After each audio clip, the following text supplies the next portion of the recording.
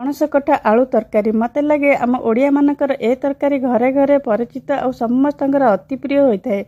आम समस्ते अपेक्षा करिता पणस कटा मार्केट को केबे नुआ आसीबो।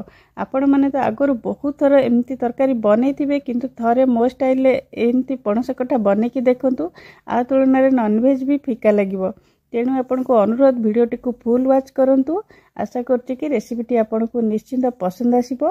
रेसिपीटी जदि आपण को पसंद आसे वीडियोटी को निश्चय गोटे लाइक करिवे, शेयर करिवे, मो चैनल को निश्चय सब्सक्राइब करिवे। नमस्कार, टेस्टी ओडिया फूड को आपण समस्त को अनेक अनेक स्वागत। देखंतु पणस कटा तरकारी बनाया पई मु एठी 600 ग्राम रो पणस नैची। जदि आमे व्यस्त रे थाउ सकाळ सकाळ बनेबार थाए तो संगे संगे पणसटा काटिकी बनायाटे कष्ट हो जाय थाए। तो से मुझे पूर्व दिन पणस को काटिकी टिके हल्दी गोलैकी या फ्रिज रे भरिकी रखी थी। जदि आप सेमती करके रखिए ना 3-4 दिन पर्यंत पणस किसी भी खराब हेनी। टिके हल्दी गोलैकी गोटे डबारे भरिकी पणस को रखिदेवे। मुझे गोटे प्रेसर कुकर रे देदेली। आ 2टा बड़ साइज आलू को एमती 4 पीस काटिकी दे दूची।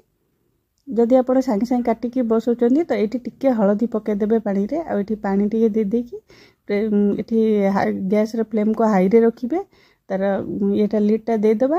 आ पूरा हाई फ्लेम रे एटा को गोटे हुइसिल आसिया पर्यंत वेट करिवे। देखंतु मोर एठी गोटे हुइसिल आसला। गोटे हुइसिल आसला परे गैस रे फ्लेम को पूरा बंद कर देबे। बंद कला परे आरो जेतिक हुइसिल को गैस से हम रिलीज कर देबा, सब बाहर कर देबा। एती हमर पणसटा 20 ରୁ 30% सिजिबो। एटी बेसी बिल्कुल भी सिजेबानी। तापर आम आउ थे बनवा से प्रेसर रे बनवा से ही सीझीज 20 ରୁ 30%। ये देखु सीझे। ये देखो मुझे देखो गोटे आलू ये पणस को केतिकी मोर सीझी एतिकी ही सीझेबे। देखो एबे आम कौन करवा आर जो पणसर ये को छाणी देकी जो पानी गुड़ा आम फोपाड़ी देबा। ये यूज करवानी कहीं तरकारी कषा कषा लगी थाए।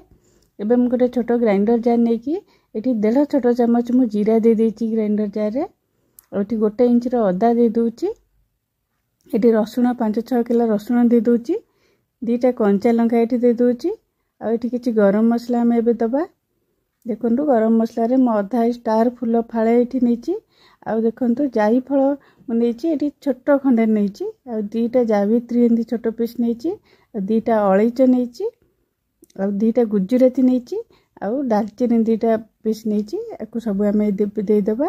आ देखो मुझे छोट छोट जो पियाज आसे नहीं सेटा 5-6टा ये पकईची। आर टेस्ट पूरा अलग आसो तरकारीटा जदि आम बाटिबा। ये टिके पानी दे देकी आकुटे भल कि गोटे पेस्ट बनईदेबा। देखो ये मुझे बाटिदेली सब। यहाँ को एबे साइड रखीदेबा। देखो मुझे गोटे प्रेसर कुकर बसई। प्रेसर कुकर भल कि गरम है मुझे 3 बड़ चामच दौची सोरष तेल। सोरष तेल करेंगे पणस तरकारी बहुत बढ़िया टेस्ट आसो। ये 2-3टा तेजपत्र देदेली। गोटे डालचीनी पकई देची। आ गोटे छोट चामच जीरा दे दूची। बेसी किसी गरम मसला ये आमको दबा दरकार नहीं। तापर मुझे 2टा मीडियम साइज पियाज को एमती सरू सरू लम्बा लम्बा काटिकी रखी सेटा ये देदेली। यहाँ टिके एमती भाजिला परे मुझे देखो 2टा कंचा लंका को एमती मझिरू फाड़ कर रखी यहाँ देदेली। यहाँ आप चाहिए स्किप करेंगे किंतु देले तरकारीटा बहुत बढ़िया टेस्ट आसता है। कंचा लंकार फ्लेवर बहुत भल आसता है। आम या हाई फ्लेम रे भाजिबा। पियाजटा टिके कलर चेंज होगा पर्यंत। देखो पियाजर ये मोर कलर के चेंज हो गला। ये मुझे बटा मसला करी से पकईदेली। आगे ग्राइंडर गिना धोईकी टिके पानी जस्ट 2 चामच पाखापाखि देदेली। एबे मसलाटा को भल से पियाज सहित गोलैदेबा। गोलैदेला मुझे अधा छोट चामच हल्दी गुंड दे दूची। लुण ये आम देदेबा स्वाद अनुसार लुण देदेबा। कहीं लुण आम पणस भी पके सीझेला बेले पकई नथिले। तो गोटे छोट चामच ये आम काश्मीरी लंका गुंड देदेबा।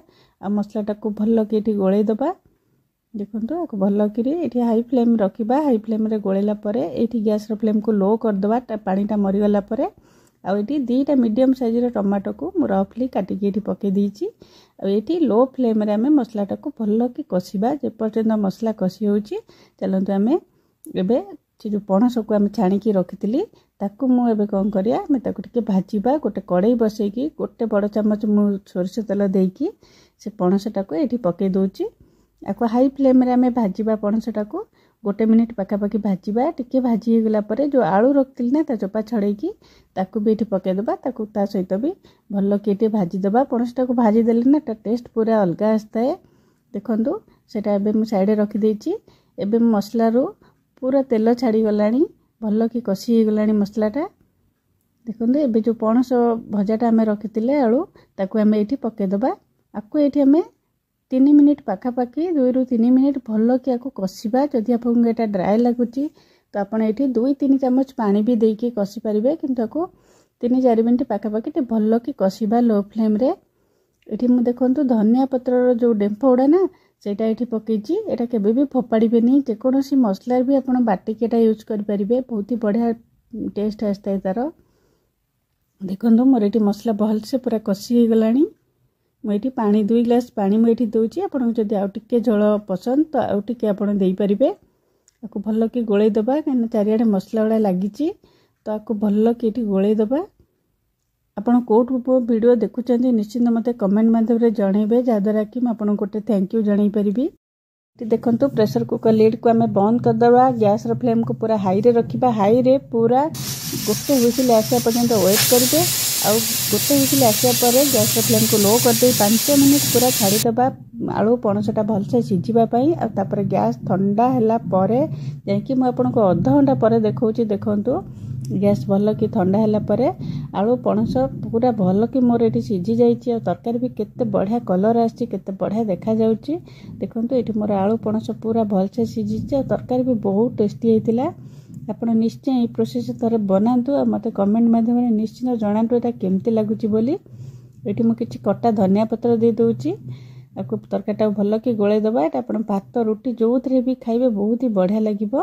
आम रेसिपी जदि आपको पसंद आए वीडियो निश्चय गोटे लाइक करेंगे शेयर करेंगे आम चैनल को निश्चय सब्सक्राइब करेंगे। आज रही पुणी आसवा गोटे नया रेसिपी नहीं कि बाय।